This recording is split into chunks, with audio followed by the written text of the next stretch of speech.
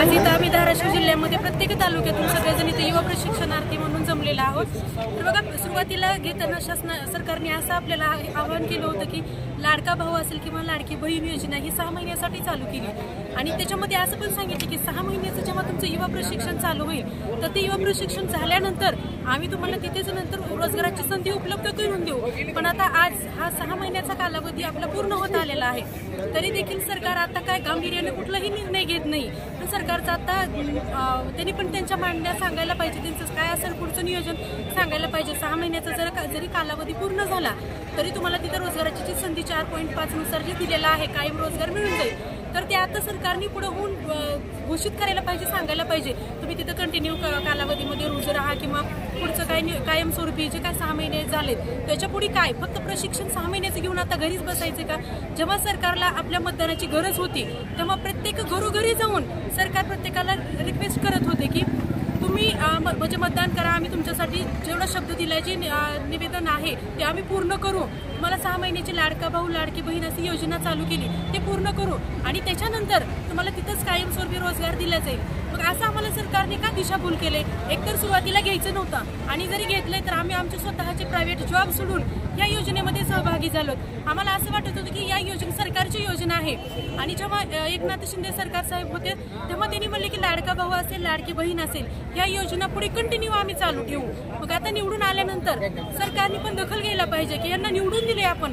आज 1,10,000 युवा प्रशिक्षणार्थी रस्त्यावर आहेत, मुंबईपर्यंत गेलोत, आझाद मैदानवरती गेलोत, मंत्रालयामध्ये गेलोत, तरी देखील सरकारच्या का लक्षात येत नाही? सरकारला एवढं दिसत नाही का, ऐकायला येत नाही? आता एवढे विद्यार्थी, आज हजारों विद्यार्थी, पुढचं पाऊल काय असणार आहे तुमचं? आता हजारों विद्यार्थी आम्ही रस्त्यावरती उतरले, ह्यासाठी आमचं पुढचं पाऊल असेल की सरकारने इथं देखील आमची दखल घ्यावी, नाही घेतली तर आम्हाला डबल मुंबईमध्ये येऊन सरकारला आणखीन एकदा रिक्वेस्ट करण्याचा आम्ही प्रयत्न करू आणि सरकारने आताच दखल घ्यावी की एवढे आज उन्हामध्ये आम्हाला का त्यांनी फिरवत आहे, त्यांनी पण पुढचं सांगायला पाहिजे ना, आमचं पुढचा जो रोजगार असेल त्यांनी उपलब्ध करून द्यायला पाहिजे। 6 महिन्याचं तुम्हाला जे वेतन ठरलं होतं ते मिळालंय का? 6 महिन्याचं मिळालंय, ते पण वेळेवर नाही मिळालं, 1.5 महिना 2 महिन्याच्या आसपास मिळालं। आम्ही त्याच्यामध्ये पण समाधानी आहोत, कारण काही का असना 2 महिन्यांनी का असना आम्हाला मिळतंय वेतन, पण पुढे पण असू द्या, लेट का असेना पण ठीक आहे, सरकारची योजना आहे आणि पुढे सरकारने पण आणखीनही आमचा कायमस्वरूपी रोजगार उपलब्ध करून द्यावा। हा बोला। माझं नाव प्रसाद रणदेवी आहे, मी एक प्रशिक्षणार्थी आहे।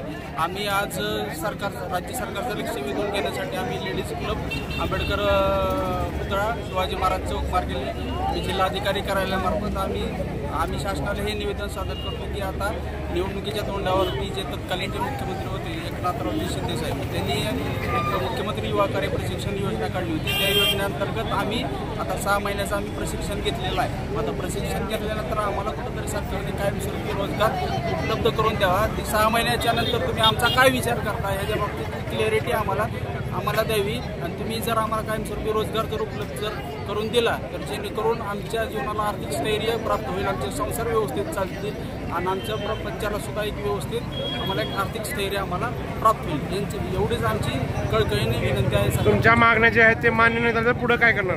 आमच्या मागण्या जर मान्य जर नाही केल्या तर आम्ही आमरण उपोषण करणार जिल्हाधिकाऱ्यांसमोर आणि नाही तर मग आम्ही आता आमची राज्याची पण संघटना आहे, तर राज्य संघटनेच्या तर्फे आम्ही डायरेक्ट धडक मंत्रालयावरती आमची मोर्चा देणार आहे। महाराष्ट्रातील ताज्या बातम्या पाहण्यासाठी आमच्या YouTube चॅनेलला सबस्क्राईब करा। इंस्टाग्राम आणि फेसबुकवर हा व्हिडिओ पाहत असाल तर फॉलो करायला विसरू नका। धन्यवाद।